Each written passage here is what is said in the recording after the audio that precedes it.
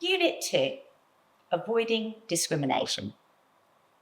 Welcome to Unit 2, Avoiding Discrimination. This unit explores how discrimination can happen in schools, sometimes without anyone meaning it to, and what the Equality Act expects us to do differently. If we don't understand the different ways discrimination can occur, we might overlook it or apply policies in ways that disadvantage disabled pupils. So we'll look at the types of discrimination that are unlawful under the Equality Act and how reasonable adjustments can prevent disadvantage in everyday school life. This unit is for everyone in school, whatever your role, because decisions about routines, expectations, and responses to behaviour all matter. Before we begin, pause and think about a time when a pupil struggled to take part in something. It could be a lesson, an activity, or a routine. What helped them to take part? Or what might have made the difference? Hold that in mind as we go.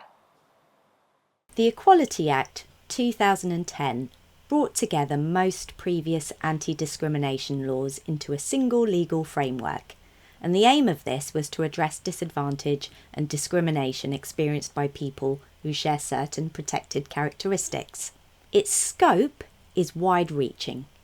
It applies to most aspects of national life, including, but not limited to, education, employment, housing, and access to services. So it includes responsibilities for schools, as well as for employers, landlords, and other service providers. The Act places duties on schools at two levels. First, schools have responsibilities to individuals. That means making sure disabled pupils are not discriminated against, and that they can take part in every aspect of school life on an equal footing with their peers. But there's also a broader duty to plan, and this includes anticipating and removing barriers that may affect disabled pupils collectively and embedding equality into the school's policies, culture, and environment. So you might think of it like two layers of responsibility. One is about duties owed individually. The other is about creating an environment where fewer individual adjustments may be needed in the first place, because planning and practice already support disabled pupils collectively. The Act also places duties on schools beyond their responsibilities to disabled pupils, including to other disabled people who use the school. That includes disabled staff, parents, carers, and visitors. Before we move on, it's helpful to note that schools also have other Equality Act duties, which the next slide will outline. This training focuses specifically on the duties to pupils, though these sit within a wider set of Equality Act responsibilities, which we'll look briefly at next. Schools have a range of duties under the Equality Act. First, employment. To staff as employees who share a protected characteristic, including disability. This covers the school's role as an employer, from recruitment and interviews through to working arrangements and promotion. Second, provision of services to parents and others where the school is providing a service to other people using the school. That might include parents attending events, visitors, or members of the public using school facilities. Third, other protected characteristics. To pupils, staff, and others who share other protected characteristics such as race, sex, or gender reassignment. So the Equality Act applies across the full range of characteristics, not only disability. In addition, it's important to recognise the idea of intersectionality. This isn't a separate duty in itself, but a way of understanding how disadvantages can combine where pupils share more than one protected characteristic. For example, a disabled pupil who is also from an ethnic minority background may experience barriers linked to both race and disability at the same time, and those barriers can interact to compound disadvantage. Schools also have responsibilities to disabled children and young people under the Children and Families Act 2014. These sit alongside their duties under the Equality Act. Under the Children and Families Act, where a disability calls for special educational provision, the pupil comes within the special educational needs framework set out in that Act. The definition of disability used in that framework is the same as the definition in the Equality Act, so the two acts are complementary. The Equality Act duty applies to all disabled pupils, and the Children and Families Act adds further responsibilities where a disability also gives rise to special educational provision. We've looked at how the Equality Act and the Children and Families Act fit together. So who does the Equality Act apply to? The answer is simple. It applies to all schools. That includes academies and maintained schools, publicly funded and independent schools, nursery, primary, secondary and all through schools, and both mainstream and special schools, including non-maintained special schools. It also covers pupil referral units and alternative provision academies. And it applies to early years and sixth form provision where that provision is made in a school. Where early years provision is made in a setting that isn't a school, or sixth form provision is made in a college or a 16 to 19 academy, the law still applies, but the duties apply slightly differently. The Equality Act applies to all schools, whatever their type. So the next question is, who is legally responsible for meeting the duties under the Act? It's the responsible body for the school that carries the legal duty under the Equality Act. So that means the responsible body holds the legal responsibility for making sure the school complies with the legislation. They're ultimately the body that can be held liable if the school fails to meet its duties under the Act. The responsible body is also accountable for the actions of its employees while they're working for the school and for agents acting on its behalf. So, for example, if a school hires an external sports coach to run lessons or after-school clubs, it's the responsible body that remains legally accountable for that coach's actions under the Act, including how those duties are met towards disabled pupils.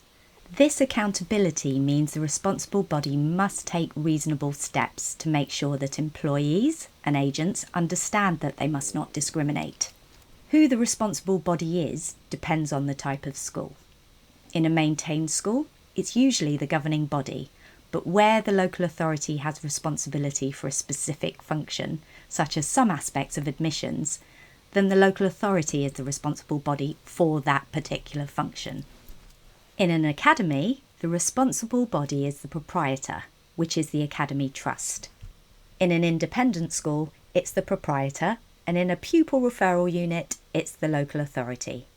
Because different types of school have different responsible bodies, in this training we use the term responsible body throughout.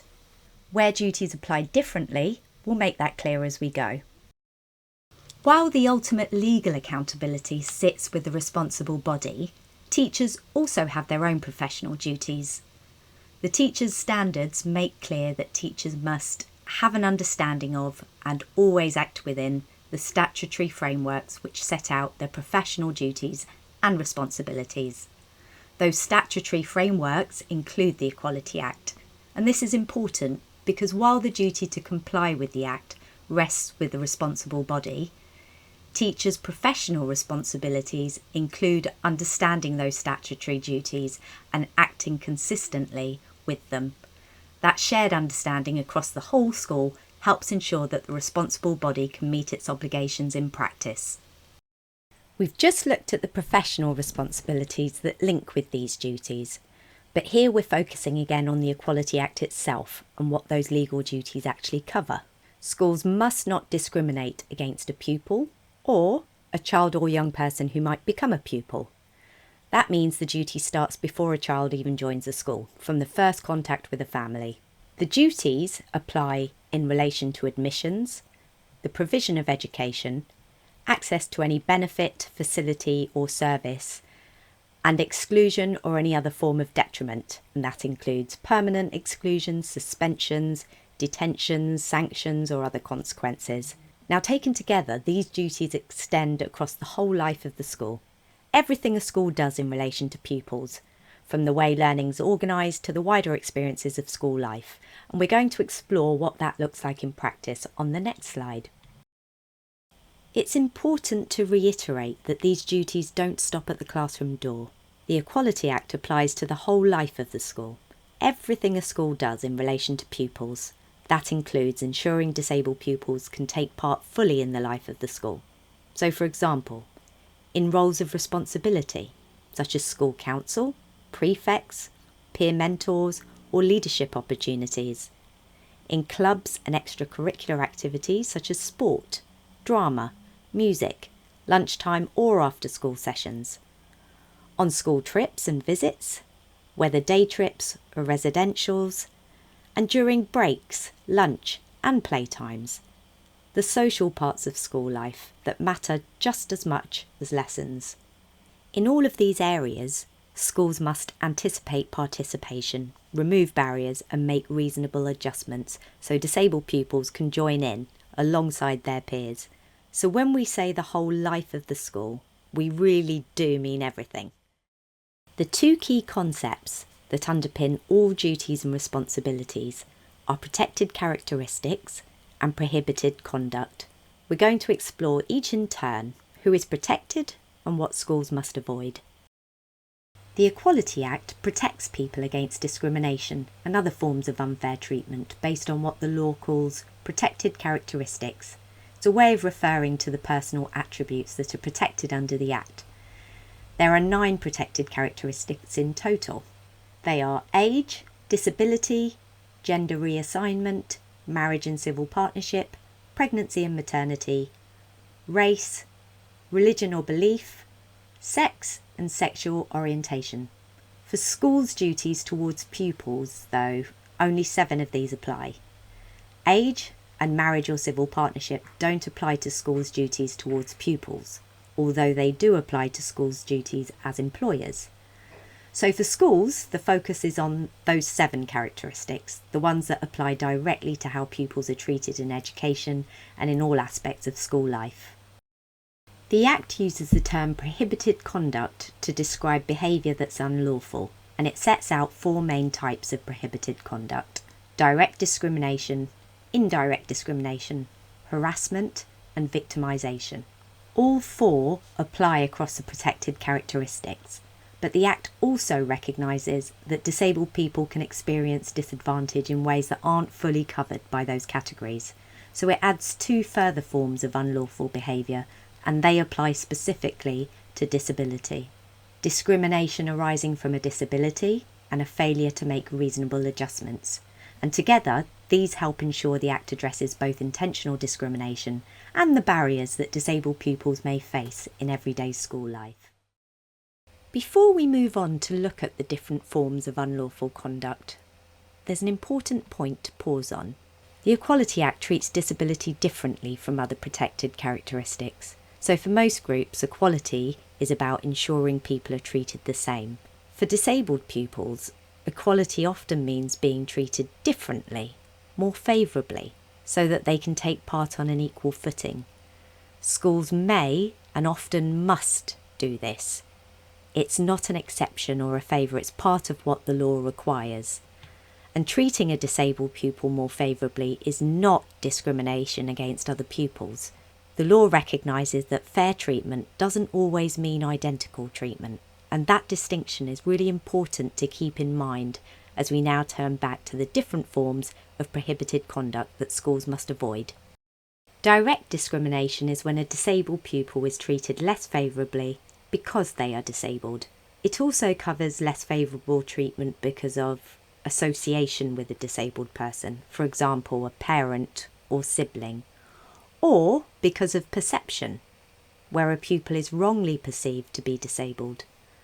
Under the Act, direct discrimination cannot be justified.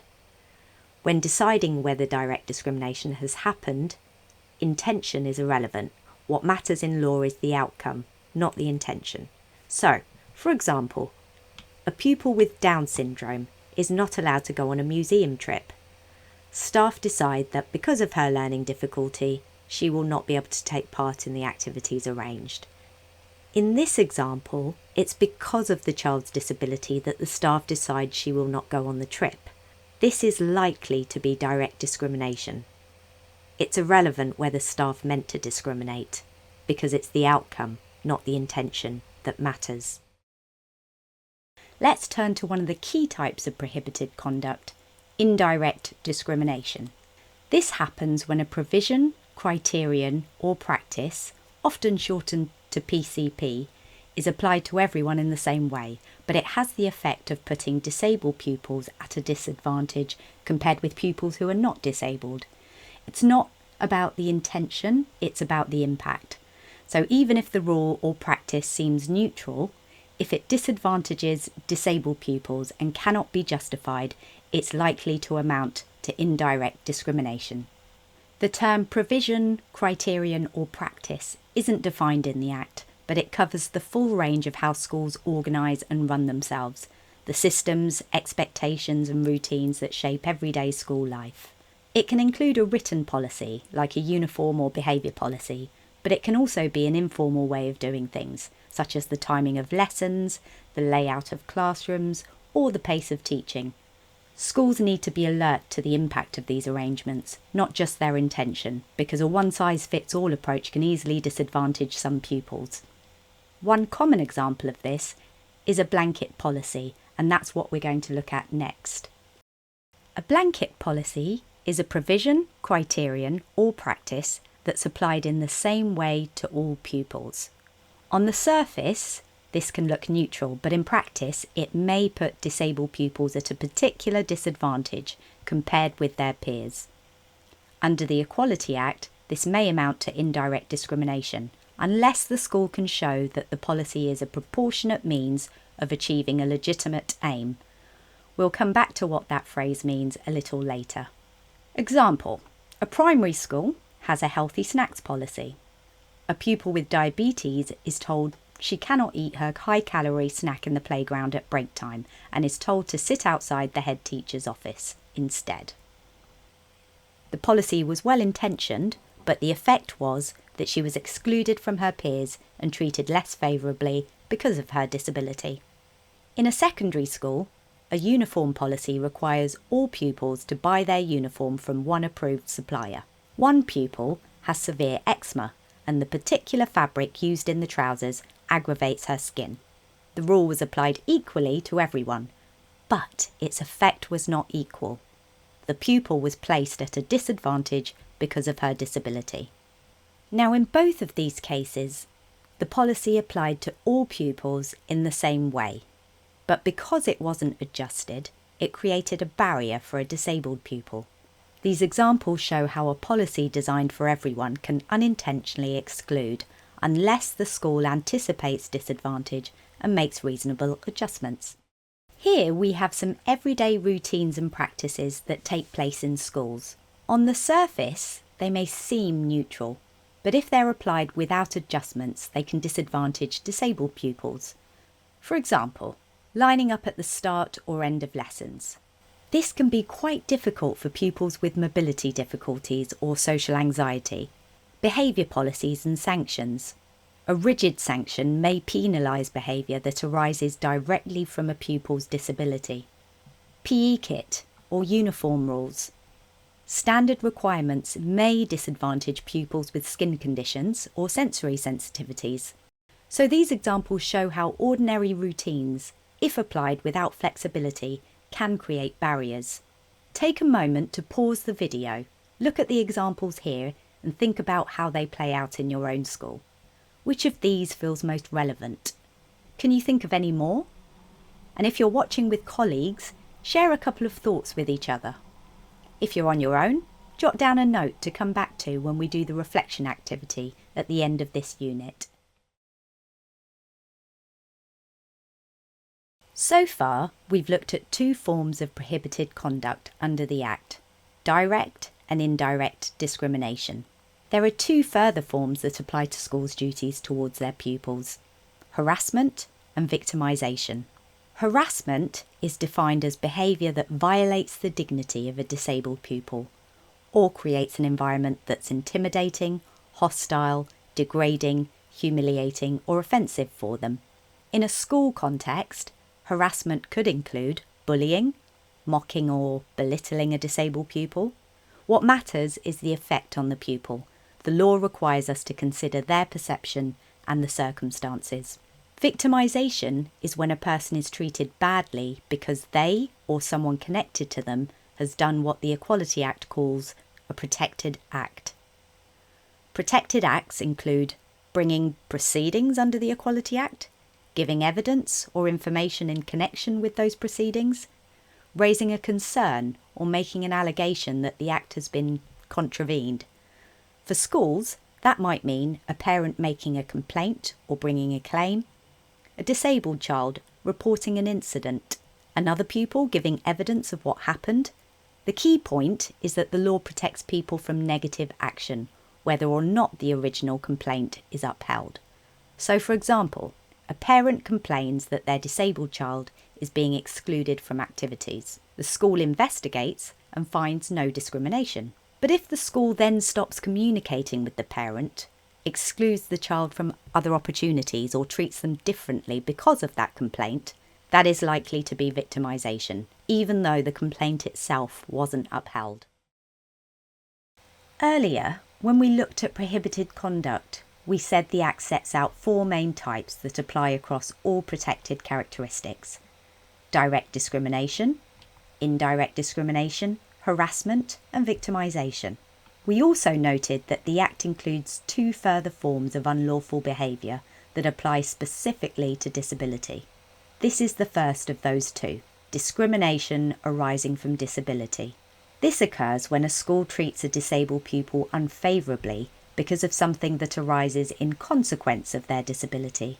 The law says that this treatment can only be justified if the school can show that it is a proportionate means of achieving a legitimate aim.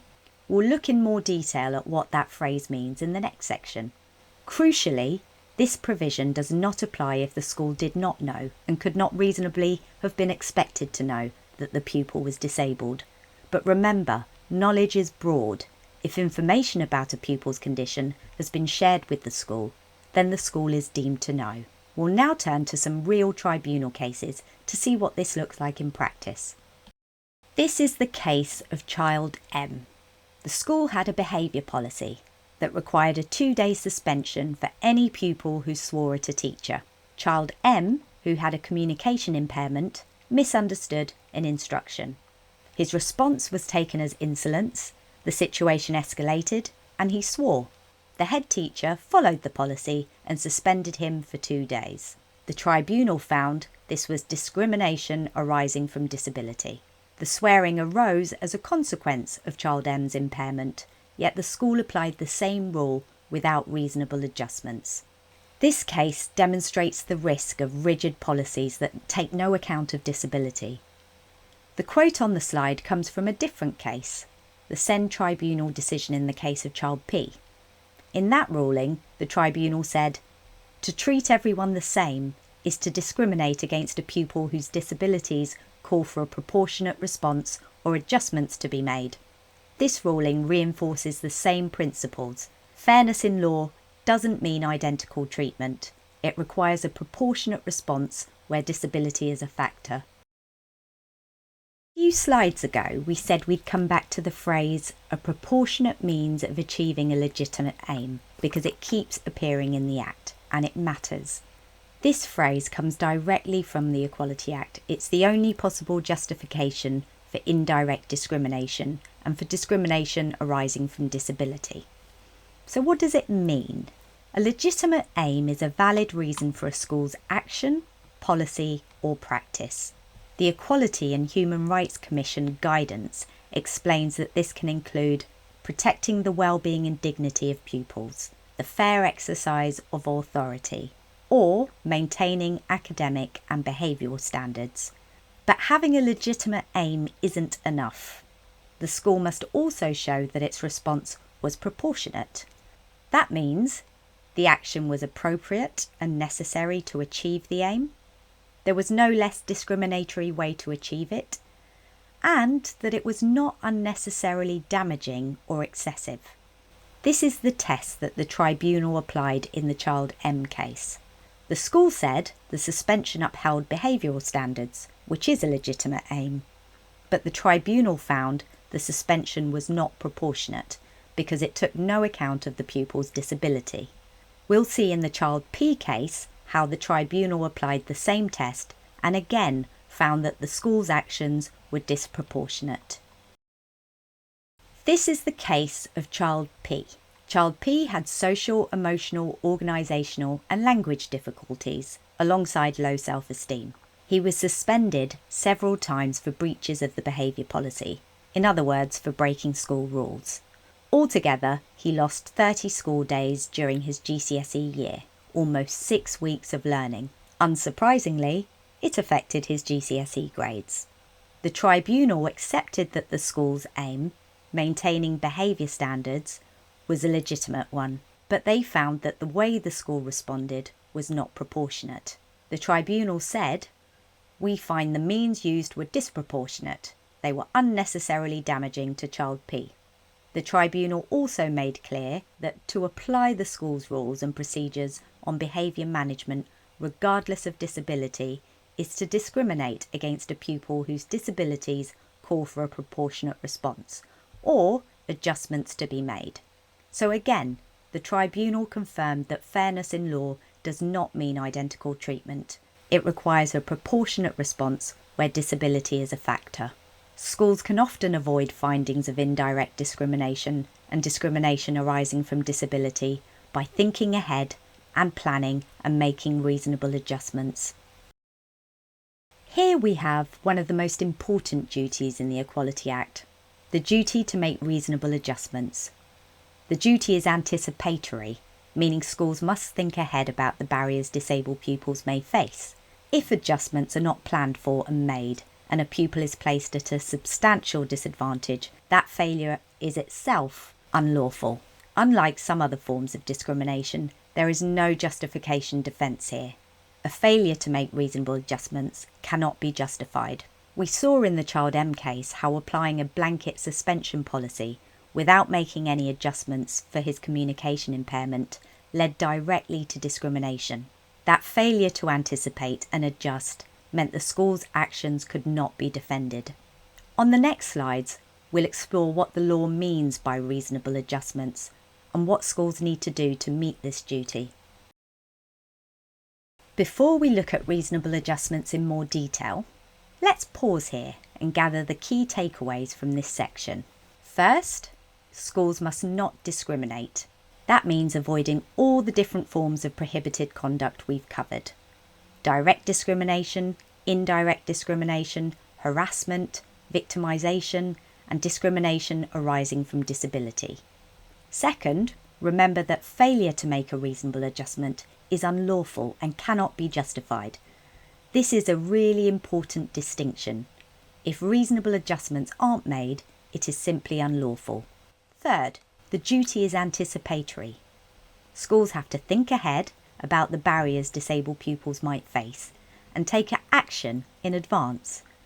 It's about planning, not waiting until a child has already been disadvantaged. Fourth, disabled pupils can and often must be treated more favourably to prevent disadvantage. That is lawful. It's what the Equality Act requires. As we've seen in the Child M and Child P cases, treating every pupil the same isn't always fair. Sometimes fairness means responding differently. And finally, one of the most effective ways to get this right is by listening to pupils and parents. They can often pinpoint barriers that staff might not see straight away, and their insights can make all the difference in shaping the right adjustments. So the takeaway message is simple. Equality, under the Act, isn't about treating everyone the same. It's about removing barriers, anticipating disadvantage, and sometimes treating pupils differently so that they can participate fully in school life. We've just looked at the different forms of discrimination set out in the Equality Act, including a failure to make reasonable adjustments. So what are reasonable adjustments? The Equality Act sets out this duty very clearly. Schools must take such steps as are reasonable to avoid placing a disabled pupil at a substantial disadvantage compared with their non-disabled peers. In law, a substantial disadvantage means anything that is more than minor or trivial. That's a really important point. The threshold is lower than people often assume. If a disabled pupil is placed at a disadvantage that goes beyond something minor, the school must consider what reasonable steps it can take to remove or reduce that disadvantage. The law also makes clear that schools cannot charge parents or carers for making a reasonable adjustment. These duties aren't optional extras, they're statutory. And unlike other forms of discrimination, a failure to make a reasonable adjustment cannot be justified. If a school fails to act when it reasonably could have, that failure is unlawful. One of the most important aspects of the reasonable adjustments duty is that it's anticipatory. That means schools must think ahead about the barriers disabled pupils might face and plan adjustments in advance so pupils are not placed at a substantial disadvantage in the first place. It applies across the whole life of the school, to all aspects of teaching and learning, including the way that the curriculum is taught and how learning support is adapted. It includes school trips, clubs, lunch times, playtimes, transitions between lessons and assemblies. The duties also apply to admissions arrangements. It covers both pupils currently on roll and a child or young person who might become a pupil. So you see, the duty is not just about the classroom. It applies everywhere that pupils learn and take part in school life, from the point of admissions onwards. Let's look at a few examples. Instead of waiting for a pupil with dyslexia to struggle with written tasks, a school might anticipate this and provide a simple system, such as a green card to indicate when extra time is needed. For a pupil with ADHD, planning movement breaks into the timetable in advance is an example of an anticipatory, reasonable adjustment. In the playground, schools might provide a quiet indoor option or a calmer outdoor space for an autistic pupil who finds the main playground environment overwhelming. In the dining hall, adjustments may be needed for pupils with sensory sensitivities, such as seating in a quieter area. For admissions, schools must ensure that arrangements and processes do not place disabled applicants at a disadvantage. So this could include providing information in accessible formats, adjusting how assessments or interviews are conducted, or anticipating the needs of a child who may become a pupil at the school. There's also a clear point about knowledge. Schools are deemed to know a pupil is disabled if a staff member knows or could reasonably be expected to know about the impairment. It would be no defence in tribunal for a school to argue it did not know unless it could show it could not reasonably have been expected to know. And it doesn't have to be through the SENCO or head teacher. If a parent mentions a condition to someone in the school office, remember the school is deemed to know. The key point is whether the school has been told about an impairment or condition, not whether that impairment meets the legal definition of disability. That decision remains for the tribunal. So schools must be alert to indicators that a pupil might be disabled, even if parents haven't explicitly used that word. On the next slide, we're going to look at the main areas schools must anticipate and plan for when making reasonable adjustments. The Equality Act sets out 3 different elements within the reasonable adjustments duty. On this slide, you'll notice that one of them, alterations to physical features, is greyed out, and that's because this part of the duty does not apply to schools in relation to disabled pupils. Instead, the duty to improve the physical environment is met through a school's accessibility plan, and that sets out how accessibility will be increased over time.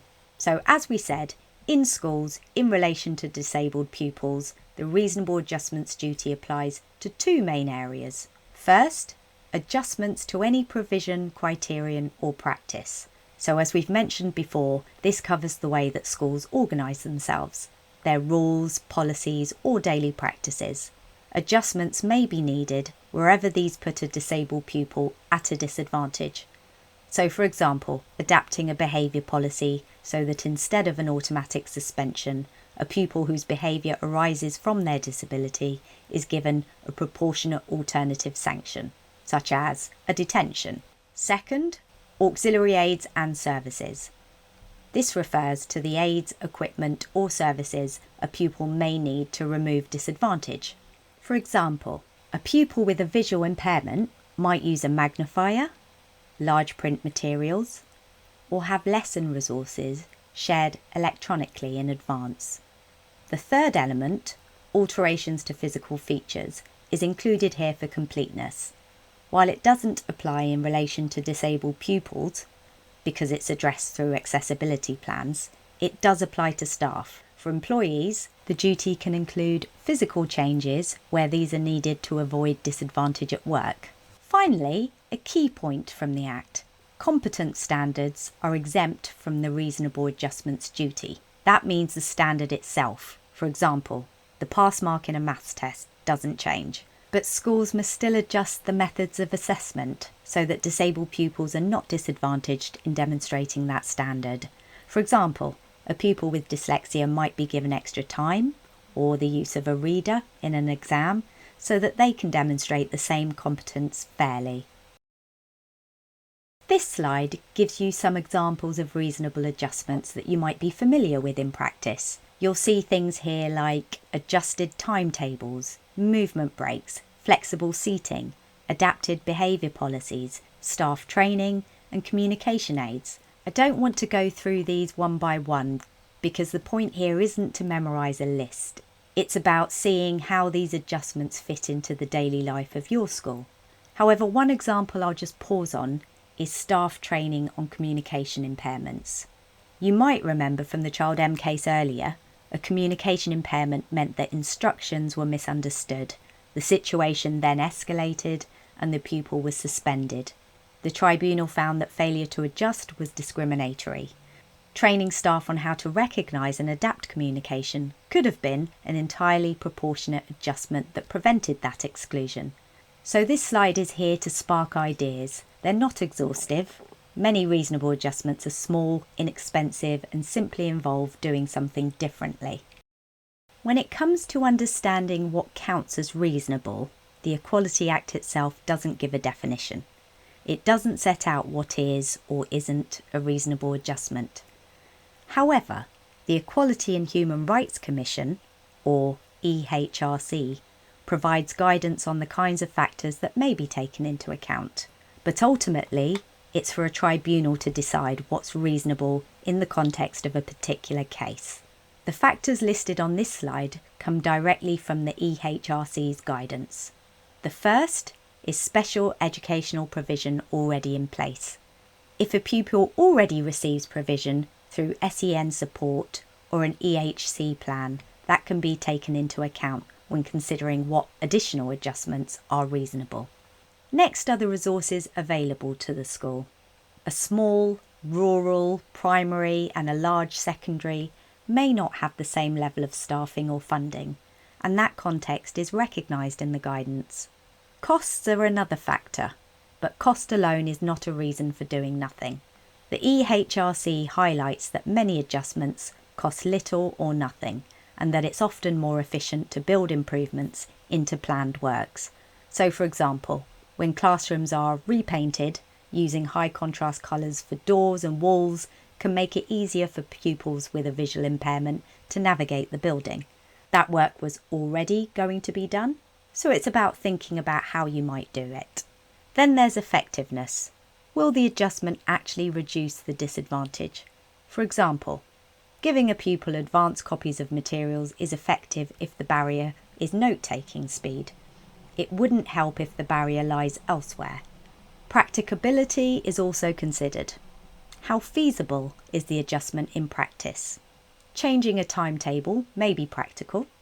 Rebuilding a part of the school overnight clearly is not. The effect of the disability on the individual pupil is central. Adjustments need to make sense in the context of that particular pupil's experience and how the disability affects them. Health and safety is another legitimate consideration. Schools must ensure that any adjustment is consistent with genuine safety requirements. For example, keeping evacuation routes safe during a fire drill. Finally, the interests of other pupils may be relevant, but these do not override the duty to make adjustments. The balance is about reasonableness, not convenience. So in short, schools are required to do what is reasonable, not everything possible. What matters is that schools are thinking ahead, anticipating where disadvantage might occur, and taking proportionate, practical steps to remove it. We introduced the idea of more favourable treatment earlier in the training, and we're returning to it here because it's a distinctive feature of the disability duties in the Equality Act, and it often comes into play when schools are making reasonable adjustments. The Act makes a distinction here that's really important. For most protected characteristics, equality is about equal treatment. But for disability, the law says that schools may, and often must, treat disabled pupils more favourably. This more favourable treatment is not discrimination against pupils who are not disabled. The reason for that is simple. Treating everyone the same, regardless of disability, can itself amount to discrimination. Often, making reasonable adjustments will mean in itself treating a disabled pupil more favourably. Examples could include giving extra time in an exam, allowing a variation to the school uniform, providing a quiet workspace, or in some cases, applying policies such as the behaviour policy differently where disability is a factor. And these aren't extras or special favours. They are lawful, reasonable steps required by the Act to prevent that substantial disadvantage and to ensure that disabled pupils can participate fully in school life. We've talked through the legal duties and what counts as reasonable. This slide brings together some additional considerations that schools need to hold in mind when putting that duty into practice. Involving pupils and parents. One of the most effective ways to get adjustments right is to involve the pupil and their parents or carers directly. They are often the people who can say, "This is what works for me," or "This is what makes the biggest difference." For example, a parent might share that their child needs clear visual instructions at home as well as in class, and if the school listens, it can adapt communication consistently. Communication. Adjustments will only work if everyone who needs to know knows about them. A decision to allow a pupil to leave class 5 minutes early is only helpful if the lunchtime supervisors and office staff also understand why that pupil is arriving at a different time. Clear communication across the whole staff team is essential. Regular review.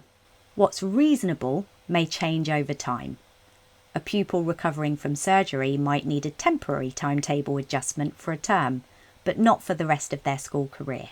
So adjustments need to be reviewed regularly. They're not a one-off tick box. Overlap with special educational needs, or SEN.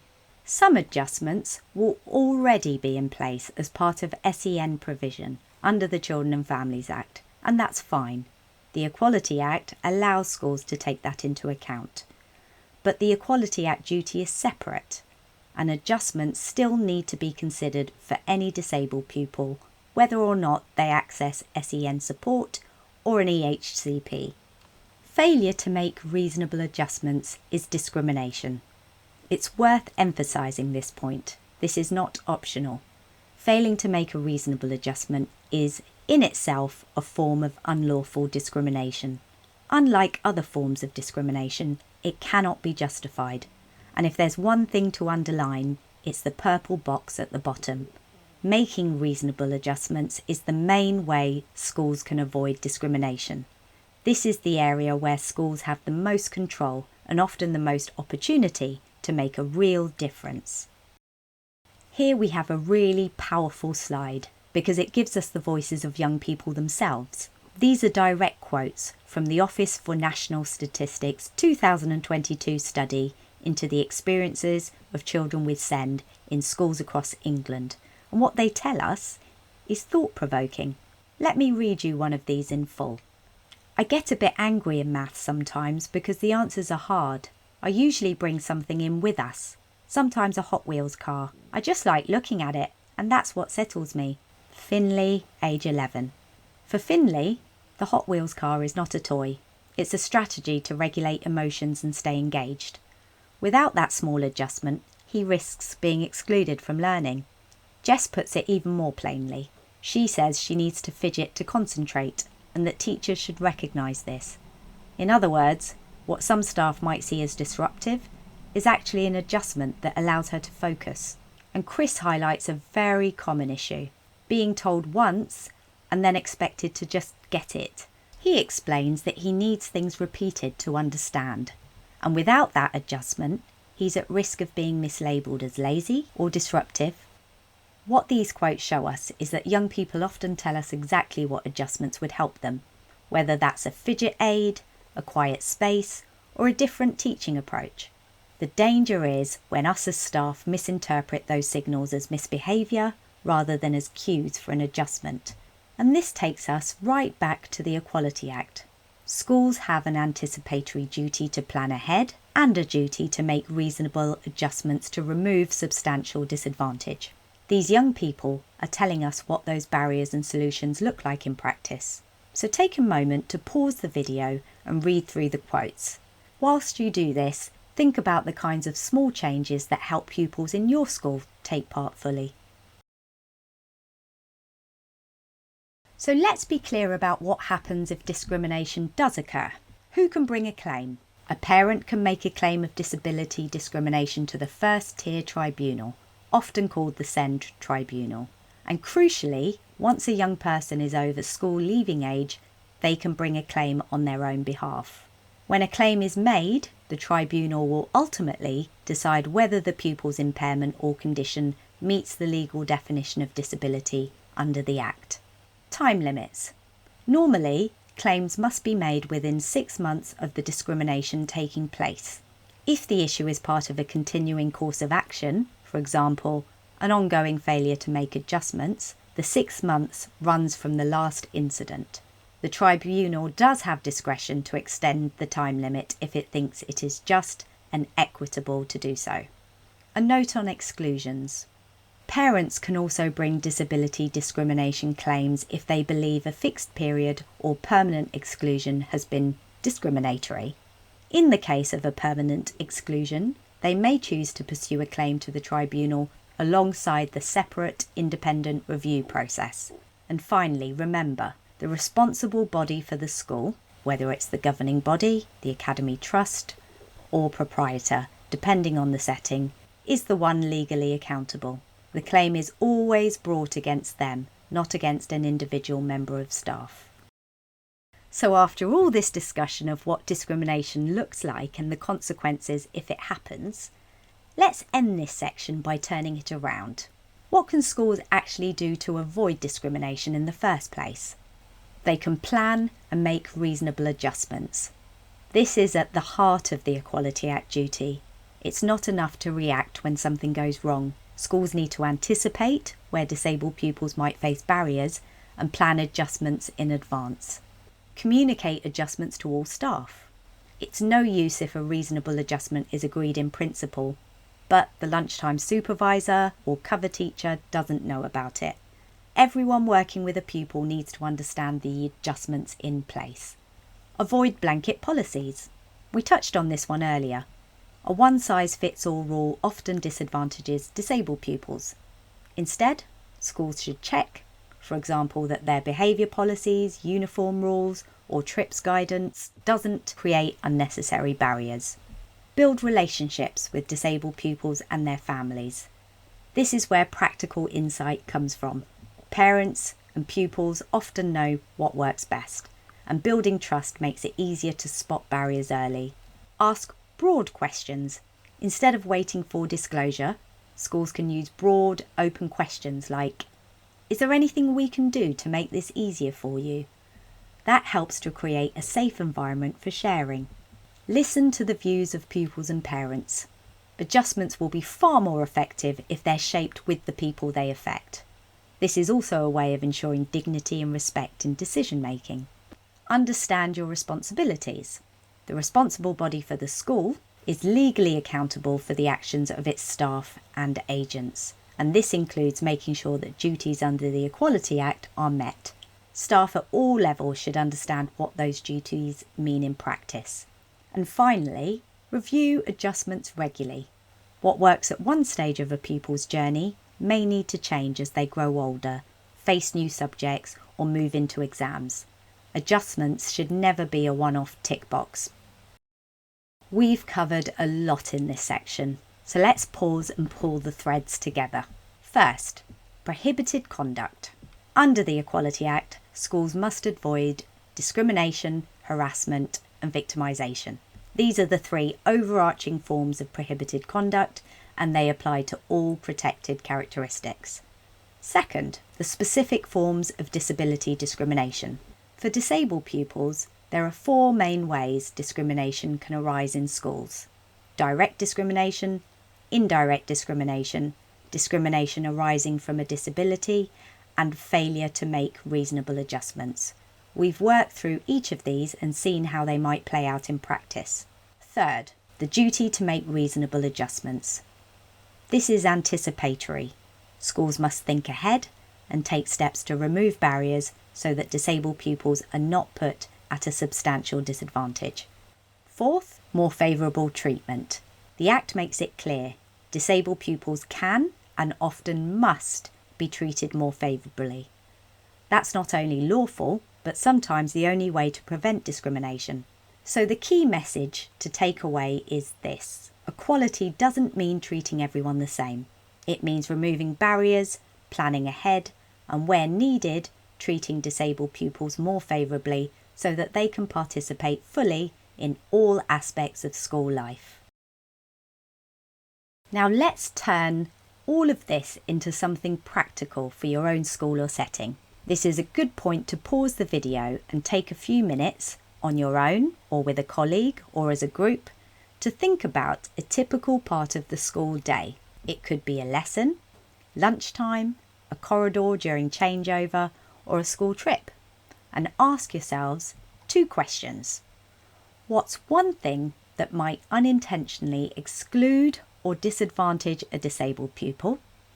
And what's one idea that could reduce or remove that barrier? You might want to jot your ideas down. If you're a classroom teacher or TA, some of these could go straight into your lesson planning or daily routines. If you're in a leadership role, they might help shape wider decisions about curriculum planning or feed into your school's accessibility plan. And if you're in a support role, whether it's in the office, the dining hall, or on the playground, the barriers you notice are just as important, and passing them on helps make sure no one is missed. The Equality Act requires schools to take reasonable steps to remove barriers, and because the duty is anticipatory, it's about planning ahead so barriers don't arise in the first place, rather than waiting until a pupil is already at a disadvantage. Pause the video now. You've reached the end of this unit. Thank you for taking the time. Understanding these duties under the Equality Act is an important step in making sure disabled pupils are not at a disadvantage in school. So before you move on, take a few minutes to complete the takeaway activity. It's there to help you think through what this means in your role and what might need to change in the way that things are done. When schools get this right for disabled pupils, it often leads to stronger, more inclusive practice for everyone. Thank you once again. Goodbye. The Council for Disabled Children has produced a family of Equality Act guides that underpin this training. They're grounded in legislation and statutory guidance and provide explanations, examples, and practical tools for schools and settings. The Teacher's Guide focuses on what school staff need to know and do in day-to-day practice. The Guide for Governors and Trustees sets out the strategic responsibilities of the governing body or academy trust, whoever the responsible body is under the Act, and includes helpful checkpoints for review and accountability.